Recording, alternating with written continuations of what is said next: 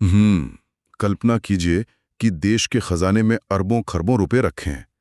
मतलब ये ऐसा खजाना है जिससे पूरे देश की सड़कें बनती हैं, अस्पताल चलते हैं। हाँ, और सेना को हथियार भी इसी से मिलते हैं। बिल्कुल। लेकिन सबसे दिलचस्प बात यह है कि इस खजाने का मालिक यानी कि सरकार अपनी मर्जी से एक छोटी सी टॉफी खरीदने के लिए भी उसमें से 1 रुपए नहीं निकाल सकती। सही कहा। देखिए, राजशाही में राजा का खजाने पर पूरा हक होता था, लेकिन लोकतंत्र में ऐसा बिल्कुल नहीं है। और यही हमारी आज की इस विशेष चर्चा का मुख्य विषय है, भारत के लोक वित्त पर संसदीय नियंत्रण की विधियां। ये बहुत ही महत्वपूर्ण विषय है। हाँ, खासकर उन छात्रों के लिए जो दिन रात प्रतियोगी परीक्षाओं की तैयारी कर रहे हैं।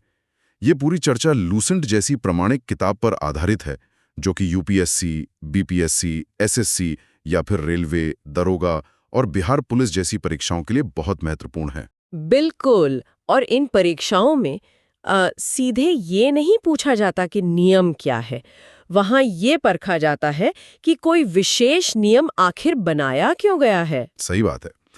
तो आज का हमारा लक्ष्य यही समझना है कि देश की गाड़ी कमाई पर, मतलब जनता के पैसे पर, संसद आखिर अपनी लगाम कैसे कसकर रखती है। इस पूरी व्यवस्था को समझने के लिए हम्म हमें उस टकराव और संतुलन को समझना होगा जो कार्यपालिका यानी सरकार और विधायिका यानी संसद के बीच होता है। हाँ, कार्यपालिका और विधायिका। हाँ, सरकार का काम है देश चलाना, जिसके लिए जाहिर है उससे पैसे चाहिए, और संसद का काम है सरकार से सवाल पूछना कि भाई वो पैसा क्यों और कहाँ खर्च होगा। सही सी बात है। अगर ये जवाबदेही ना हो तो सत्ता का दुरुपयोग होने में देर नहीं लगेगी। बिल्कुल नहीं लगेगी। बिना संसद की अनुमति के एक पैसा भी इधर से उधर नहीं हो सकता। तो चलिए इस प्रक्रिया के पहले कदम से शुरुआत करते हैं। मतलब अगर सरकार को पैसे चाहिए तो उसे पहले एक पूरी योजना बतानी होगी। हाँ, एक विस्तृत योजना। स्रोत के अनुसार संविधान के अनुच्छेद 112 में ये प्रावधान है कि राष्ट्रपति प्रत्येक वित्तीय वर्ष के संदर्भ में संसद के दोनों सदनों के समक्ष वार्षिक वित्तीय विवरण प्रस्तुत करवाएगा। सही कहा। लेकिन यहाँ एक बहुत ही बुनियादी सवाल मन में आता है। आम बोलचाल में, अखबारों में या टीवी पर हम हमेशा बजट शब्द सुनते हैं, तो क्या संविधान में कहीं भी बजट शब्द का इस्तेमाल नहीं हुआ है? देखिए, संविधान की भाषा बहुत ही तकनीकी और एकदम सटीक होती है। आपको जानकर हैरानी होगी कि पूरे भारतीय संविधान में बजट शब्द का जिक्र एक बार भी नहीं किया गया है। अरे वाह, एक बार भी नहीं? एक बार भी नहीं। इसे हमेशा वार्षिक वित्तीय विवरण ही कहा जाता है। तो फिर ये बजट शब्द आया कहाँ से? बजट तो एक फ्रांसीसी शब्द बोजत से निकला हुआ आम नाम है। इसका मतलब होता है चमड़े का थैला। अच्छा, चमड़े का थैला। हाँ, क्योंकि पुराने जमाने में वित्त मंत्री चमड़े के थैले में ही अपने कागजात लाते थे। वहीं से ये शब्द मशहूर हो गया। ये तो बहुत ही रोचक जानकारी है। लेकिन अनुच्छेद 112 में एक और बात है जो थोड़ी अजीब लगती है। कौन सी बात? इसमें लिखा है कि राष्ट्रपति इसे प्रस्तुत करवाएगा, जबकि हम सबने हमेशा देखा है कि बजट तो देश के वित्त मंत्री संसद में लेकर आते हैं और वही भाषण भी देते। हाँ, ये एक ऐसा बिंदु है जहां अक्सर प्रतियोगी परीक्षाओं के छात्र उलझ जाते हैं। बिल्कुल, कंफ्यूजन तो होता ही है। तो फिर संविधान में राष्ट्रपति को ये जिम्मेदारी क्यों दी गई है? इसे इस तरह से देखना चाहिए कि भारत में कार्यपालिका का संवैधानिक प्रमुख आखिर कौन है? राष्ट्रपति हैं। एकदम सही। सरकार के सभी बड़े फैसले और कार्यकारी कार्य राष्ट्रपति के नाम पर ही किए जाते हैं। अच्छा, तो मतलब इसलिए यह राष्ट्रपति का संवैधानिक दायित्व है कि वह सरकार की खर्च और कमाई का पूरा ब्यौरा संसद के सामने रखवाए। तो मैं ये समझूं कि वित्त मंत्री जो काम कर रहे हैं वो तकनीकी रूप से राष्ट्रपति के प्रतिनिधि के तौर पर कर रहे हैं। ठीक ऐसा ही है। यह इस बात का बहुत बड़ा प्रतीक है कि कार्यपालिका अपनी वित्तीय योजनाओं के लिए विधायिका के प्रति जवाबदेह है। समझ गया। जब ये विवरण सदन में रखा जाता है तो पूरे देश के सामने खुला दस्तावेज बन जाता है। उसमें साफ साफ बताया जाता है कि पिछले साल क्या खर्च हुआ और आने वाले साल में शिक्षा, रक्षा या स्वास्थ्य पर कितना खर्च होने का अनुमान है। चलिए, विवरण तो पेश हो गया, पूरी दुनिया ने देख भी लिया कि सरकार अगले 1 साल में क्या क्या करने वाली है। बिल्कुल। तो क्या इसके बाद सरकार सीधे खजाने से पैसे निकालकर अपना काम शुरू कर सकती है? मतलब योजना तो बता ही दी गई है ना? वही नहीं, बिल्कुल नहीं। यहीं से तो संसदीय नियंत्रण का दूसरा और सबसे सख्त चरण शुरू होता है। अच्छा। सिर्फ योजना बता देने का ये मतलब नहीं है कि पैसा खर्च करने की आजादी मिल गई। योजना तो सिर्फ एक प्रस्ताव है असली चुनौती तो उस प्रस्ताव को पास कराने की होती है। तो यहाँ प्रवेश होता है भारत की संचित निधि का। हाँ, कंसोलिडेटेड फंड ऑफ इंडिया। स्रोत के अनुसार संचित निधि से राशि तभी निकाली जा सकती है जब इसके लिए विनियोजन विधेयक पारित करा लिया जाए। बिल्कुल सही। अगर इसे थोड़ा आसान भाषा में समझने की कोशिश करें, मान लेते हैं कि संचित निधि देश की एक बहुत विशाल गुल्लक है जिसमें देश का सारा राजस्व जमा होता है। बहुत बढ़िया उदाहरण है विशाल गुल्लक। तो क्या ये जो विनियोजन विधेयक है, जिसे अंग्रेजी में एप्रोप्रिएशन बिल कहते हैं, क्या ये उस गुल्लक को तोड़ने का हथौड़ा है जो सिर्फ संसद के पास है? ये गुल्लक और हथौड़े का रूपक इस पूरी जटिल प्रक्रिया को बहुत ही सरलता से समझा देता है। हाँ, विनियोजन विधेयक वही हथौड़ा है। बिना इस विधेयक के संसद के दोनों सदनों से पास हुए सरकार इस संचित निधि वाली गुल्लक से एक भी रुपया नहीं निकाल सकती। लेकिन एक मिनट, कागज पर तो ये नियम बहुत सख्त और मजबूत लगता है। हाँ, अगर हम असल दुनिया की बात करें, जहां अक्सर हम देखते हैं कि सरकारों के पास लोकसभा में पूर्ण बहुमत होता है, तो क्या ये पूरी प्रक्रिया सिर्फ एक औपचारिकता बनकर नहीं रह जाती? ये एक बहुत ही वाजिब संदेह है जो अक्सर लोगों के मन में आता है। मतलब विपक्ष सवाल तो पूछेगा, हंगामा भी करेगा, लेकिन अंत में तो बहुमत वाली सरकार अपना हथौड़ा हासिल कर ही लेगी ना। तो फिर ये नियंत्रण प्रभावी कैसे हुआ? देखिए, बहुमत होने पर विधेयक पास होने की संभावना निश्चित रूप से अधिक होती है, ये सच है। लेकिन इस प्रक्रिया का मुख्य उद्देश्य सिर्फ विधेयक को रोकना नहीं है। तो फिर क्या है? सरकार को जवाबदेह बनाना है। जब विनियोजन विधेयक पर संसद में बहस होती है तो विपक्ष को सरकार की हर एक योजना की चीरफाड़ करने का पूरा मौका मिलता है। अच्छा, मतलब वो पाई का हिसाब मांगते हैं? बिल्कुल। वे पूछ सकते हैं कि पिछले साल शिक्षा के लिए जो बजट दिया गया था उसका 30% तो आपने खर्च ही नहीं किया, तो इस साल और पैसे क्यों मांगे जा रहे हैं? अरे बाप रे। इस बहस के दौरान सरकार को पूरे देश के सामने अपने हर एक खर्च को, हर एक नीति को सही साबित करना पड़ता है। मतलब ये सिर्फ पैसे निकालने की बात नहीं है, ये उस पैसे के पीछे के तर्क को साबित करने की परीक्षा है। एकदम सही। और एक बात और ध्यान में रखनी चाहिए जो बहुत महत्वपूर्ण है। क्या? विनियोजन विधेयक एक धन विधेयक की तरह ही होता है। अगर कोई सरकार लोकसभा में विनियोजन विधेयक पास नहीं करा पाती तो क्या होगा? तो इसका सीधा सा मतलब होता है कि सरकार ने सदन का विश्वास खो दिया है। ऐसी स्थिति में सरकार को इस्तीफा देना पड़ सकता है। अरे, मतलब एक विधेयक के गिरने से पूरी सरकार गिर सकती है? जी हाँ, इसलिए कोई भी सरकार इसे हल्के में नहीं ले सकती। ये संसद की सबसे बड़ी और सबसे ताकतवर वित्तीय शक्ति है। ये सच में बहुत बड़ी बात है। इससे समझ में आता है कि संसदीय प्रणाली में वित्त पर नियंत्रण का आखिर इतना महत्व क्यों है। बिल्कुल। चलिए अब इस प्रक्रिया के एक और व्यवहारिक पहलू की तरफ बढ़ते हैं। दुनिया में कोई भी योजना पूरी तरह से सटीक तो होती नहीं है। हाँ, अंदाजा ही होता है आखिरकार। मान लीजिए सरकार ने विनियोजन विधेयक पास करा लिया, हथौड़ा मिल गया और गुल्लक से पैसे निकालकर एक बड़ा पुल बनाने का काम शुरू भी कर दिया। ठीक है। लेकिन 6 महीने बाद अचानक अंतर्राष्ट्रीय बाजार में लोहे और सीमेंट के दाम 2 गुने हो गए। जो पैसा पूरे साल के लिए निकाला गया था वो तो भाई 8 महीने में ही खत्म हो गया। ऐसा अक्सर होता है परियोजनाओं में। तो ऐसी स्थिति में क्या होगा? क्या काम बीच में ही रोक दिया जाएगा? देखिए, संविधान निर्माताओं ने इस व्यवहारिक समस्या को बहुत अच्छी तरह से समझा था। उन्हें पता था कि भविष्यवाणियां हमेशा सही नहीं हो सकती। इसीलिए उन्होंने अनुपूरक अनुदान यानी सप्लीमेंट्री ग्रांट्स की व्यवस्था की है। हाँ, स्रोत में भी इसका स्पष्ट जिक्र है। इसमें बताया गया है कि जब वित्तीय वर्ष की समाप्ति से पहले सरकार को लगता है कि पहले स्वीकृत किया गया अनुदान उस काम के लिए अपर्याप्त है, तो लोकसभा में अनुपूरक अनुदान की मांग लाई जाती है। इसे ऐसे समझा जा सकता है कि मान लीजिए किसी परिवार ने महीने भर के राशन के लिए एक बजट तय किया था। ठीक है। लेकिन अचानक घर में कुछ मेहमान आ गए और राशन 20 दिन में ही खत्म हो गया। अब परिवार को और पैसे चाहिए ना? बिल्कुल चाहिए। सरकार के साथ भी बिल्कुल ऐसा ही होता है।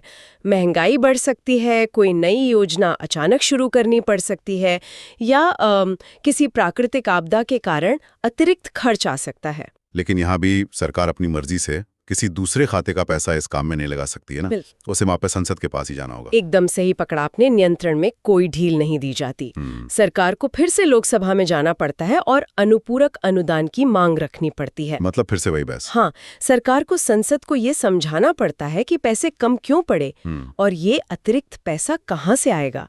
जब संसद इस अनुपूरक मांग को मंजूरी देती है तभी अतिरिक्त पैसा निकाला जा सकता है। ये तो बहुत ही पारदर्शी व्यवस्था है। खैर, ये अनुपूरक अनुदान तो तब काम आता जब पैसे कम पड़ जाएं। हाँ लेकिन स्रोत में एक और बहुत ही दिलचस्प शब्द का जिक्र है, लेखानुदान या वोट ऑन अकाउंट। जी, लेखानुदान। और ये तब इस्तेमाल होता है जब पैसे नहीं बल्कि समय कम पड़ जाए। बिल्कुल। स्रोत कहता है कि जब 1 अप्रैल से पूर्व सरकार विनियोजन विधेयक पारित नहीं करा पाती, तो सरकार लेखानुदान के माध्यम से तब तक के खर्च का प्रबंध करती है जब तक कि पुनः विनियोजन विधेयक ना पारित करा लिया जाए। हाँ, ये थोड़ा तकनीकी लग सकता है सुनने में। हाँ, मुझे भी थोड़ा तकनीकी लग रहा है। आखिर 1 अप्रैल की तारीख इतनी महत्वपूर्ण क्यों है? इसे समझना बहुत जरूरी है, खासकर उन लोगों के लिए जो राजव्यवस्था का गहराई से अध्ययन कर रहे हैं। भारत में वित्तीय वर्ष 1 अप्रैल से शुरू होकर 31 मार्च तक चलता है। सरकार को 1 अप्रैल से अपने कर्मचारियों को वेतन देना होता है, दफ्तरों का किराया देना होता है और रोजमर्रा के सरकारी कामकाज तो चलाने ही होते हैं। लेकिन बजट सत्र को आमतौर पर फरवरी में शुरू होता है और हमने भी बात की कि विनियोजन विधेयक पर बहुत लंबी बहस होती है। हाँ, कई हफ्तों तक बहस चलती है। तो अगर ये बहस 31 मार्च तक खत्म नहीं हुई और सरकार को वो हथौड़ा नहीं मिला, तो क्या 1 अप्रैल को पूरे देश का सरकारी कामकाज रुक जाएगा? क्या पुलिस या अस्पतालों का खर्च रोक दिया जाएगा? यही वो व्यावहारिक समस्या है जिसे सुलझाने के लिए लेखानुदान बनाया गया है। अच्छा। अगर 1 अप्रैल तक विनियोजन विधेयक पास नहीं हो पाता, तो संसद सरकार को एक अस्थायी मंजूरी दे देती है। मतलब काम ना रुके इसके लिए। हाँ, संसद एक तरह से कहती है कि ठीक है, पूरी बहस खत्म होने तक आप देश का काम रुकने मत दीजिए। शुरुआत के 1 या 2 महीने के खर्च के लिए आप थोड़े पैसे निकाल लीजिए। अरे वाह! तो ये कुछ वैसा ही है जैसे मान लीजिए एक छात्र कॉलेज जाने वाला है, लेकिन उसके पूरे साल का बजट अभी घर में तय नहीं हुआ है। हाँ, सही उदाहरण है। तो उसे शुरुआत के कुछ महीनों के लिए एडवांस पॉकेट मनी दे दी जाती है ताकि उसका काम ना रुके। क्या हम लेखानुदान को सरकार की एडवांस पॉकेट मनी कह सकते हैं? एडवांस पॉकेट मनी कहना इसे समझने का एक बहुत ही सटीक तरीका है और स्रोत में एक बहुत ही महत्वपूर्ण बात जोड़ी गई है। क्या बात है? कि ऐसा सामान्यतः चुनावी वर्ष या लोकसभा के विघटन होने की स्थिति में होता है। चुनावी वर्ष? चुनाव के वर्ष में इसकी जरूरत क्यों पड़ती है? क्या इसलिए क्योंकि जो सरकार चुनाव में जा रही है वो पूरे साल का बजट नहीं बना सकती है? बिल्कुल सही। लोकतंत्र की नैतिकता यही कहती है कि जो सरकार अपना कार्यकाल पूरा कर रही है उसे पूरे आने वाले साल के लिए नीतियां तय करने या पूरा खजाना बांटने का हक नहीं होना चाहिए। हाँ, जाहिर सी बात है, क्योंकि हो सकता है कि चुनाव के बाद जनता किसी नई सरकार को चुन ले। एकदम सही। पुरानी सरकार नई सरकार के लिए फैसले कैसे ले सकती है? ये तो बहुत ही तार्किक बात है। इसीलिए चुनाव वाले वर्ष में पुरानी सरकार पूरे साल का पूर्ण बजट पेश करने के बजाय सिर्फ चुनाव होने और नई सरकार के गठन तक के समय के लिए, जो आमतौर पर 2 से 3 महीने का होता है, संसद से लेखानुदान मांगती है। समझ गया, ताकि देश का कामकाज सुचारू रूप से चलता रहे। हाँ, और जब नई सरकार चुनकर आती है तो वो अपना पूरा बजट और विनियोजन विधेयक लेकर आती है। तो अगर हम इन दोनों आपातकालीन व्यवस्थाओं को एक साथ रखकर देखें, तो अनुपूरक अनुदान वो रास्ता है जब 20 साल में खजाने में पैसे कम पड़ जाएं। सही। और लेखानुदान वो रास्ता है जब बजट पास करने के लिए समय कम पड़ जाए या चुनाव के कारण नई सरकार आने में वक्त हो। एकदम सटीक विश्लेषण। और सबसे बड़ी बात यह है कि इन दोनों ही रास्तों में संसद की अनुमति अनिवार्य है। सरकार कोई शॉर्टकट नहीं ले सकती। यही तो भारतीय संविधान की खूबसूरती है। उसने हर संभव व्यवहारिक समस्या का समाधान पहले ही सोचकर रखा है, लेकिन किसी भी समाधान में संसद के नियंत्रण को रत्ती भर भी कमजोर नहीं होने दिया है। वाकई, अब तक की हमारी चर्चा में हमने ये तो अच्छी तरह समझ लिया कि खजाने से पैसे कैसे निकाले जाते हैं। विनियोजन विधेयक की पूरी प्रक्रिया साफ हो गई। हाँ, निकालने की प्रक्रिया तो स्पष्ट है, लेकिन एक बड़ा सवाल अभी भी बाकी है। गुल्लक से पैसे तभी निकाले जा सकते हैं जब गुल्लक में पैसे हों। बिल्कुल। तो ये पूरी वित्तीय व्यवस्था तब तक अधूरी है जब तक हम ये न समझें कि सरकार के पास पैसा आता कैसे है। स्रोत में इसे पूरा करने के लिए एक अंतिम हथियार का जिक्र है, वित्त विधेयक या फिनांस बिल। लोक वित्त का चक्र केवल खर्च से पूरा नहीं होता, उसका दूसरा और उतना ही महत्वपूर्ण हिस्सा है राजस्व यानी कमाई। और सरकार की कमाई का सबसे बड़ा स्रोत आखिर क्या है? वो है जनता से वसूला जाने वाला कर या टैक्स। तो क्या ये वित्त विधेयक सरकार को टैक्स लगाने की ताकत देता है? जी हाँ। अगर मैं इसे अपनी पुरानी तुलना से जोड़ूं, विनियोजन विधेयक का मतलब था गुल्लक से पैसा निकालना। तो क्या वित्त विधेयक वो व्यवस्था है जो ये तय करती है कि उस गुल्लक में पैसा डाला कैसे जाएगा? ये तुलना बिल्कुल सटीक बैठती है। देखिए, बिना संसद की मंजूरी के जिस तरह एक भी रुपया खर्च नहीं किया जा सकता, ठीक उसी तरह बिना संसद की मंजूरी के जनता पर कोई नया कर भी नहीं लगाया जा सकता। अच्छा। वित्त विधेयक वह कानूनी ढांचा है जिसके जरिए सरकार नए कर लगाती है, पुराने करों में बदलाव करती है या किसी कर को खत्म भी कर सकती है। तो मतलब अगर संसद वित्त विधेयक को पास करने से मना कर दे तो सरकार टैक्स नहीं वसूल सकती? बिल्कुल नहीं वसूल सकती। स्रोत स्पष्ट रूप से बताता है कि संसद में वित्त विधेयक प्रस्तुत करके ही लोक वित्त पर नियंत्रण रखा जाता है और इसे बजट सत्र में विनियोजन विधेयकों के साथ साथ ही पारित किया जाता है। इसका मतलब है कि बजट सत्र में ये दोनों विधेयक एक ही गाड़ी के दो पहियों की तरह काम करते हैं ना? हाँ, बिना दोनों पहियों के गाड़ी नहीं चलेगी। एक पहिया तय करता है कि पैसा कहाँ जाएगा और दूसरा पहिया तय करता है कि पैसा कहाँ से आएगा। और जब ये दोनों विधेयक, विनियोजन विधेयक और वित्त विधेयक, संसद के दोनों सदनों से लंबी बहस और मतदान के बाद पारित हो जाते हैं और उन पर राष्ट्रपति के हस्ताक्षर हो जाते हैं, हाँ, तब जाकर पूरे बजट का चक्र पूरा होता है। यही वो पूरी प्रक्रिया है जिसे हम भारत के लोक वित्त पर संसदीय नियंत्रण कहते हैं। ये पूरी प्रक्रिया कितनी व्यवस्थित और सोच समझकर बनाई गई है। हर स्तर पर एक चेक और बैलेंस मौजूद है ताकि सत्ता का कोई दुरुपयोग ना हो। बिल्कुल। तो आज की इस विस्तृत चर्चा को समेटते हुए अगर हम राज व्यवस्था का गहराई से अध्ययन करने वाले छात्रों के लिए मुख्य बातों को एक बार फिर से स्पष्ट कर दें ताकि पूरा चित्र दिमाग में साफ हो जाए। हाँ, एक छोटा सा सारांश बहुत मददगार होगा। सबसे पहले आता है अनुच्छेद 112 जो इस पूरी प्रक्रिया की नींव रखता है। यह राष्ट्रपति को निर्देश देता है कि वो संसद के सामने वार्षिक वित्तीय विवरण रखवाए, जिसे हम आम भाषा में बजट कहते हैं। सही है। उसके बाद आता है पैसे निकालने का एकमात्र कानूनी रास्ता, भारत की संचित निधि से धन निकालने के लिए विनियोजन विधेयक का पास होना। बिल्कुल। फिर हमने देखा कि अगर साल के बीच में किसी योजना में पैसे कम पड़ जाएं, तो अनुपूरक अनुदान की मांग की जाती है। हाँ, बीच में पैसे खत्म होने पर। और अगर 1 अप्रैल से पहले विनियोजन विधेयक पास ना हो पाए या चुनावी साल हो, तो देश का काम न रुके, इसके लिए लेखानुदान का सहारा लिया जाता है, जो एक तरह से सरकार के लिए एडवांस पॉकेट मनी है। एकदम सही। और अंत में इस पूरी व्यवस्था को आर्थिक रूप से मुमकिन बनाने के लिए आता है वित्त विधेयक, जो सरकार को टैक्स लगाने और राजस्व जुटाने का अधिकार देता है। इन 4-5 बिंदुओं को गहराई से समझ लेने का मतलब है कि राज व्यवस्था के एक बहुत ही जटिल हिस्से पर आपने मजबूत पकड़ बना ली है। बिल्कुल। प्रतियोगी परीक्षाओं में सवाल चाहे जितने भी घुमावदार तरीके से पूछे जाएं, अगर किसी को ये समझ आ गया है कि इन विधेयकों के पीछे का असली मकसद आखिर सरकार को जवाबदेह बनाना है, तो जवाब खोजना बहुत आसान हो जाता है। आज की चर्चा से ये बिल्कुल साफ हो गया कि लोकतंत्र में असली ताकत जनता के पैसे पर नियंत्रण में ही बसती है।